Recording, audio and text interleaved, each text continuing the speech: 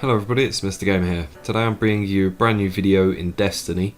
The gameplay that you're seeing in the background is from last week's Trials of Osiris, when me and a few friends went flawless, which was sort of a nice thing to get because at the time Story Machine, who's one of my team members in the game, hadn't gone flawless on Xbox One yet, so me and Profits teamed up with him and we managed to get flawless on our first attempt. So that was pretty awesome. Both Profits and Story Machine have their YouTube channels in the description. Please go check them out, they upload some great content, they're fantastic people and you'll love them, so subscribe and watch all their videos, they're amazing. So moving on to the main subject of the video, which is the Trials of Osiris update that Bungie are bringing us this week. It's what they've said so far, it's a one-time thing that'll only be happening for this week, but I have a little theory that I'll explain later on that might sort of disprove that. But anyway, in the Bungie weekly update, which came out about yesterday, I think it was actually, from the time recording it came out yesterday, there's a segment that talked about it. I've put it up on screen for you guys to read, but I'll also read it out for any of you who may not be able to see it. So it reads as follows. Want to know which map we're featuring in Trials of Osiris this weekend? The answer is all of them. Senior designer Derek Carroll thought it might be interesting to change up the rotation this time.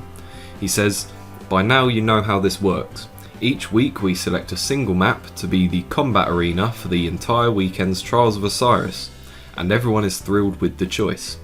This week only, we're setting the Trials of Osiris playlist to random, just like the elimination playlist, but on the 6 Trials maps where you've made your weekend homes." This is quite interesting because they haven't done anything like this before, but it adds sort of like a whole new level to Trials of Osiris, especially because we're used to only having one map for the entire weekend. You sort of get used to that map, you play on that map so much you know the ins and outs of everything, where to go, where people normally go, where you should flank and where you should camp, all that sort of stuff. But because they're adding a rotation, this sort of changes everything up because people that may not have played Trials of Osiris before or haven't played much of the Crucible won't know these maps. So playing Trials of Osiris, obviously there's only 6 people in the game altogether, 3 on your team, 3 on theirs.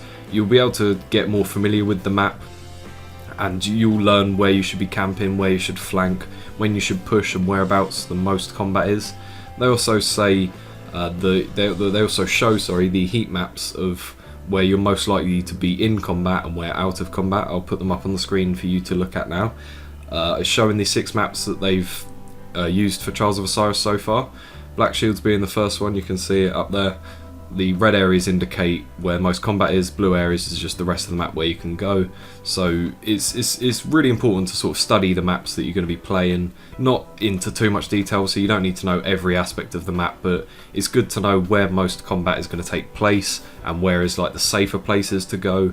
It's also very important for you to communicate with the team.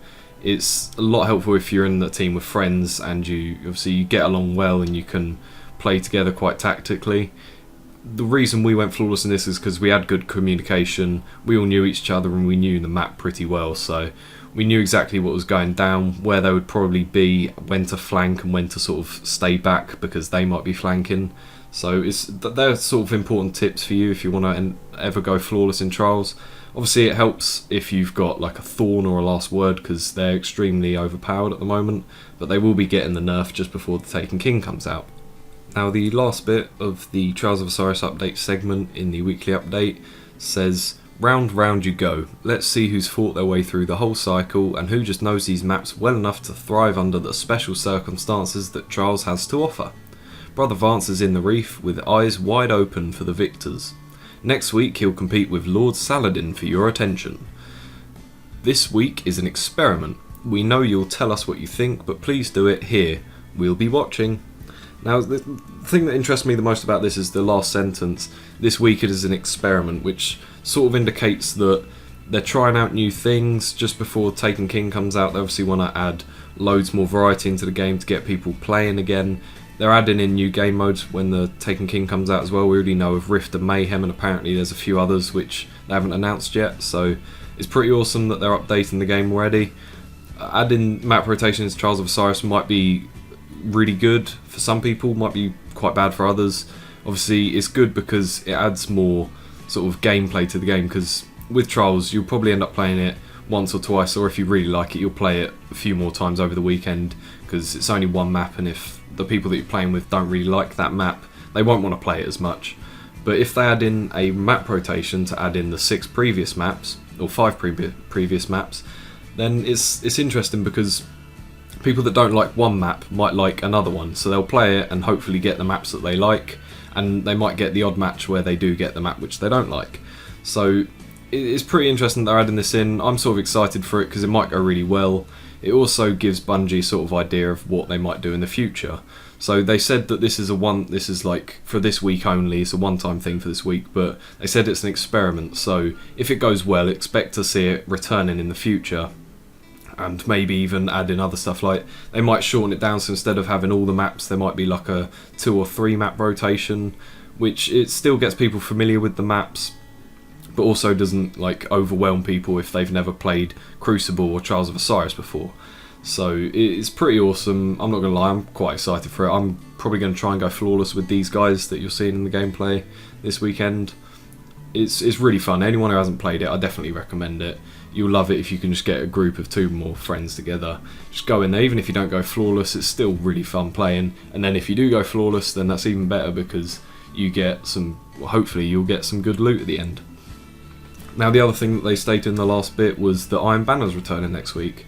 This is quite interesting for me. Like, I like Iron Banner, I think it's quite fun.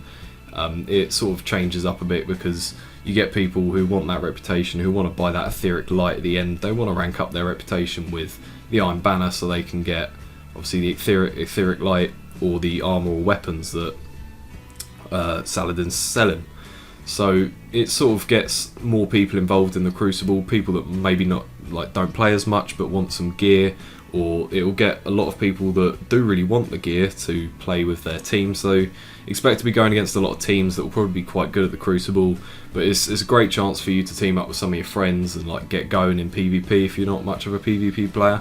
It's definitely a lot of fun. I'm gonna probably try and get a team together, and yeah, it'll be awesome if you see me in game. Send me a message and I'll send you one back, and we can talk and have lots of fun together. That sounds really weird when I say that.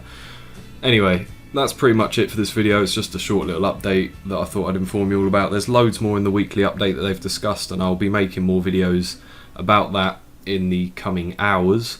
Hopefully. My internet's not that good, so upload takes a little while, and editing's quite difficult at the moment because I'm working with a program I've never really used before.